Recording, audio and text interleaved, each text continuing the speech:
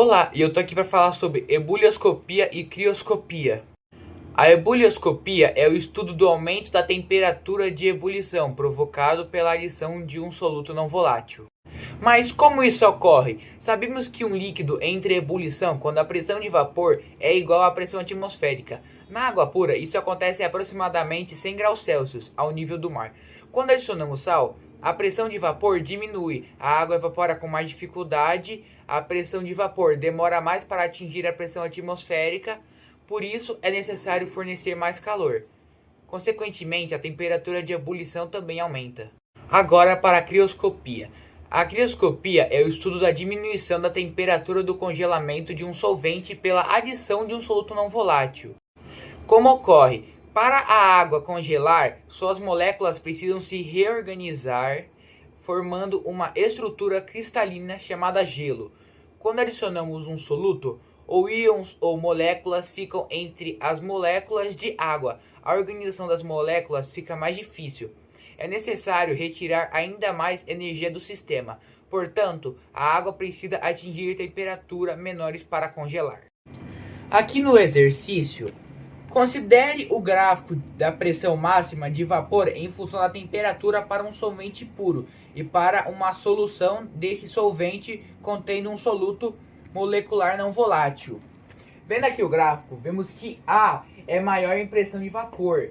E vendo aqui, o B é maior em temperatura. Então o conceito é que, quando adicionamos sal, a pressão de vapor diminui e a temperatura de ebulição aumenta. Logo, a curva da solução deve ficar baixa da curva da água pura. Então a resposta é AB. A curva B representa o solvente.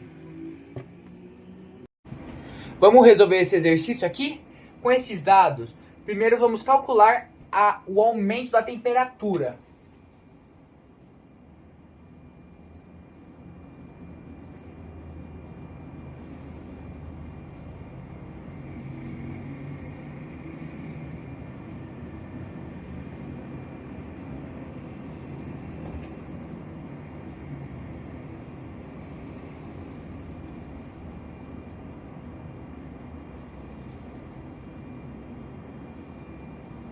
Então agora nós temos esse número como temperatura.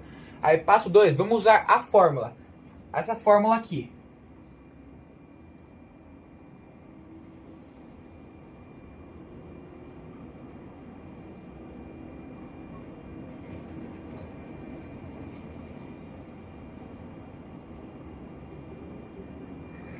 Tá. Agora, substituindo, vai ficar assim.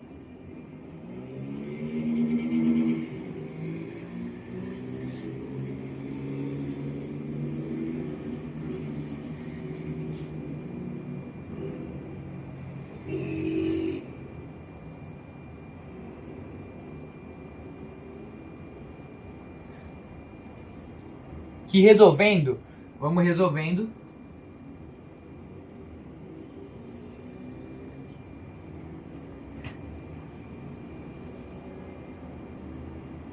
Que o resultado vai dar aqui, dessa primeira parte para cá. Que no final vai dar I igual a 2,9. E para o terceiro passo, nós sabemos que aqui, que a fórmula pede, que é CaLH, Cl2, nós sabemos que ele tem 3 partículas.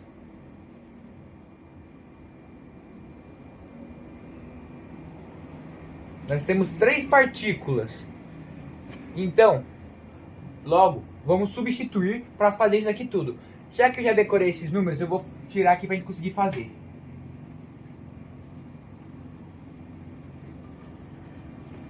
Então vamos fazer aqui.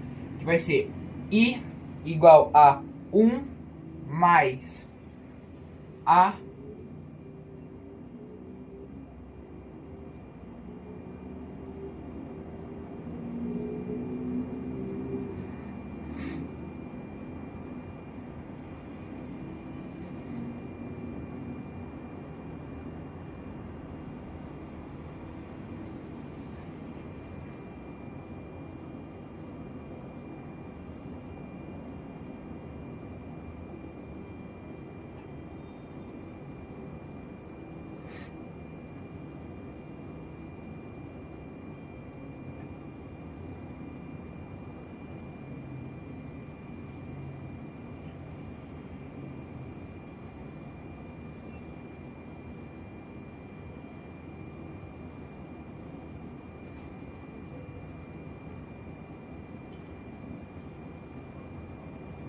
que vai dar 95%, fazendo essa ser a resposta.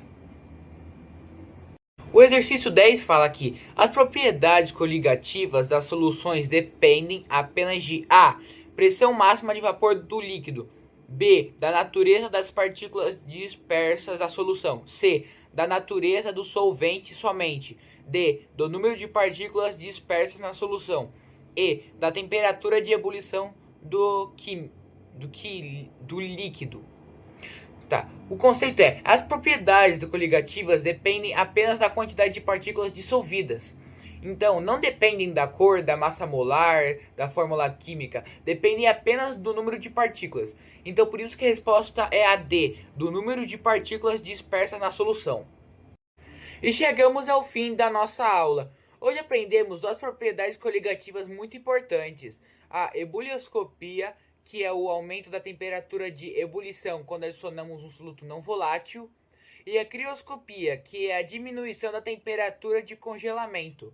Também vimos que esses fenômenos acontecem porque o soluto diminui a pressão de vapor do solvente, que as propriedades coligativas dependem da quantidade de partículas presentes na solução.